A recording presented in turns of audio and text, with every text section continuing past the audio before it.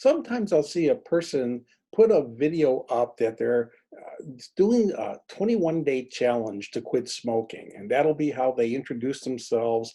Sometimes it's the first video that they put on a YouTube channel, or sometimes it's attached to an existing YouTube channel. I'm making a video here that I can put in when I see those specific videos to basically do what I often do is when I see a new person coming in who's trying to quit smoking, I want to offer them the material that I have online that can help them. Most of the video or most of the material is based in the YouTube videos that I have, and I have videos covering most topics revolving around smoking and quitting issues. And then I also have the materials at whyquit.com where they're more article based. So I'm just using this video as the introduction that when I see the video of people saying they're starting, it's often a 21-day challenge. I've seen a 30-day challenge. I've seen varying periods of time. And I want to introduce those people to the resources that I have available to help them if they want to quit smoking. Now, I want to point out something that I often see with the 21-day challenge is people have come up with that particular number because they're working with the premise that it takes 21 days to break a habit. And if they can just go that 21 days, well, then they're going to be free from smoking. And yes, if you go 21 days without smoking, you will have detoxed from the nicotine. You would have done that in the first 3 days. You would have broken many of the day-to-day associations. You've learned a lot in 21 days. But you need to understand that going 21 days without smoking doesn't free you from the addiction. The addiction is something that you, in a sense, have the rest of your life, but it becomes an asymptomatic addiction. In other words, if you don't touch nicotine again after you stop for 21 days and you stop delivering nicotine from all sources, well, once you do that, you have broken the grip of the active addiction.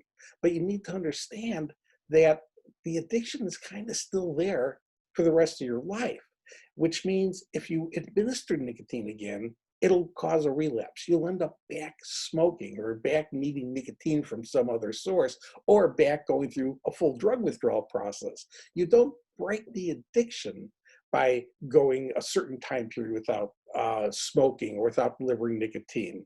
You break free from the grip of the active addiction, but the addiction is still there. And it's not going to have any real physical symptoms, but the one thing that it has done is it made it where you cannot control a quantity again. You can't go back to smoking just 1 or 2 a day because now you've learned how to not smoke, so now you can control smoking. No, it's like an alcoholic taking a drink or a heroin addict injecting narcotic again. If you administered nicotine from any source, even though you broke all those associations, they come back and they come back fast. So I'm going to have material specific to the 21-day issue in the video description here or in the page that I create for this particular video. And then I'll put in the general quitting information because that's what I think will help these people the most. It's not just a matter of thinking like, if I can just get 21 days, I'm free and clear. If you get 21 days, you will be free from the grip of withdrawal. You won't be feeling withdrawal anymore.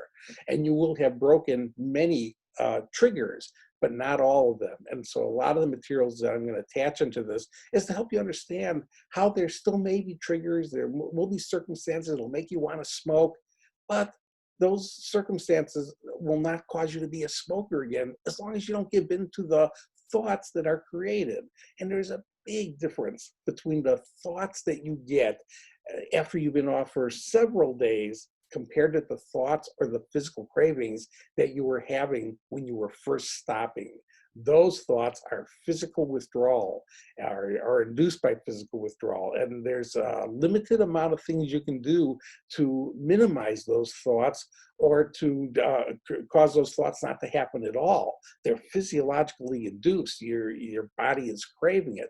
But the thoughts you get down the line are different. They are much more under your conscious control, and to some degree, you can prevent them from happening at all. And I'll provide resources also there on helping you understand how to do that. So again, I congratulate you for making the commitment for whatever time period you are. Although your major focus should be just get through the first day.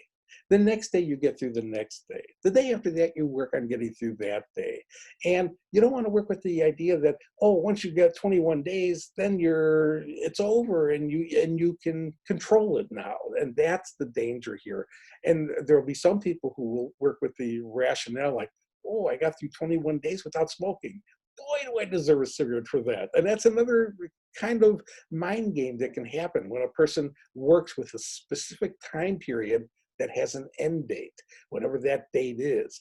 Again, if it's 21 days, 30 days, 1 year, you could very easily fall into that trap was, wow, I deserve a cigarette for that. And there's one thing that you really should understand: you never deserve a cigarette, with the implication that this stuff can kill you, and that's not something you deserve. If you have any questions or specific issues that aren't covered in the materials that I attach, feel free to get in touch with me. You can reply to the response that I give you. But the major information that you need to get off smoking, to stay off smoking, and then understand how important it is to have quit smoking. That'll be built into the links that I will attach into this resource page. All you need to do to quit smoking for 21 days or for 21 years, it really is a matter of making and then sticking to a personal commitment to never take another puff